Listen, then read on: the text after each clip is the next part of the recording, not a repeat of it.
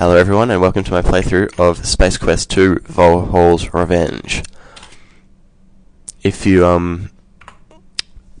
have seen my first Space Quest Let's Play, I think I said it was the Revenge of the Saurians or something. I took a wild guess. I didn't do too bad. I mean, I got one of the words right. This is chapter 2 in the series, obviously, as you can see, and it's called Volhol's Revenge in Larry colours. And we'll watch the graphics. Not the graphics, the credits. But the graphics are marginally better. And I do say marginally. It's still yellowed. You know, minimal colours, bright blue, bright thingy. Anyway, as you'll recall in our last chapter, you had just followed the Saurians' fiendish plot to rule the galaxy by using the Star Generator as their weapon of destruction. You became a hero by saving countless lives and returning the Star Generator technology into safe hands. Life was beautiful. But heroes come and go, and people soon forget. Your celebrated herodom soon fades, leaving you, once again, a janitor. The promotion to head janitor was no consolation, especially since you are the only member of the janitorial staff. Nor was it transferred to Orbital Station 4. Sweating like a pork beast in a pressure suit while relocating space debris in zero gravity just wasn't your idea of a good time. Life sucks. Again.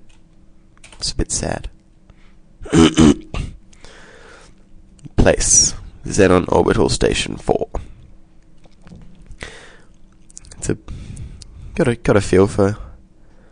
our character. I mean, he's stuck as a janitor and he isn't liking it very much. Welcome aboard XOX4. To log on for duty, please enter your name below, up to 18 characters. Hux. Orbital Station 4 is one of many orbiting Xenon, your home planet. It is a transfer point for travelers seeking transportation to the various planets in the Ernon system. As we begin this chapter of our story, we find that you, Hux, ace janitor, doing what you do best. Where... using not a golden mop, obviously, we're using just a wooden broom to mop broom. A beep emanates from your wristwatch. You release your grip on the broom, and as space would have it, say goodbye to our broom. The broom floats away, never to be used again. That makes it the third one this week. Wait till your boss finds out. Well, seeing as our watch beeped, let's have a look at our watch. It's got some buttons. Press H.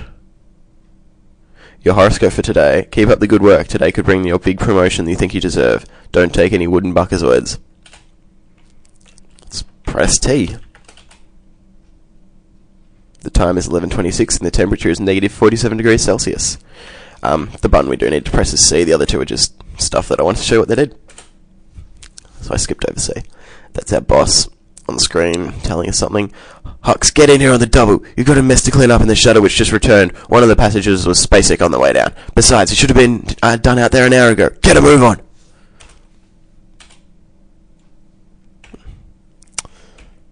Don't like him. And we're just gonna walk up the walls and enter the ship again.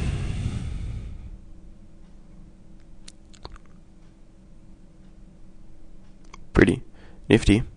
I didn't quite catch that. I think it said you were whisked away by the airlock chamber or something.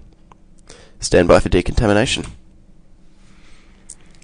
Not much else we can do. There's our clothes.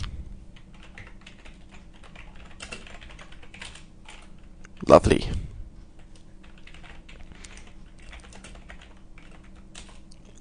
We have a locker, so we'll get our stuff. Let's see what we can get. You bravely peer into the locker to find a Rubik's puzzle and your athletic supporter.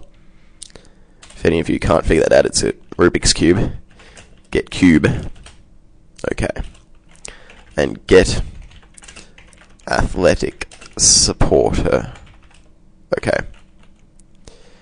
Cool. That's all we want from the airlock. That's pretty much all we want from the Orbital Station 4. So, it's time to blow this joint. Oh, here's our boss. It's about time you got in here, Hux. Head up for the shuttle bay on the double. I'm warning you, you're on your last leg around here, bud. One more screw up in your history. He then orders the transportation officer to send you directly to the shuttle bay and nowhere else until the job has been completed.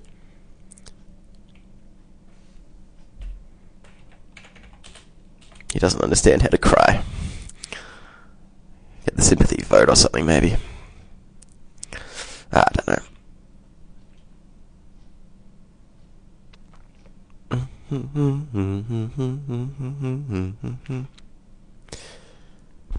And we'll zip into our tube and be whisked away. Here's the ship we saw entering during the introductory cutscene.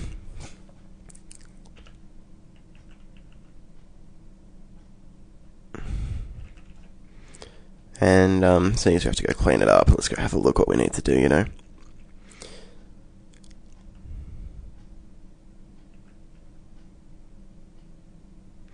You enter the shuttle and start sniffing around for the mess you must clean. You are surprised to find that the shuttle is not empty. There are two extremely ugly suckers walking towards you. Hey, what the? Your favourite expletive here. Pow! Thwack! Bink! Thud! Your protest is cut short as two interstellar ruffians proceed to thump you unconscious. Everything fades. Time passes. More time passes. A strange dream turns into the realization that you are being shaken and talked to by a voice unfamiliar to you. A dull ache triggers a distant memory of a scuffle in which you are the focal point. Upon awakening from your forced rest, it appears that it becomes quite apparent that you aren't in Xenon anymore. You find that you are being held upright and under physical restraints from both sides by, you guess, the galactic goons you met on the shuttle. Oh. I missed that one.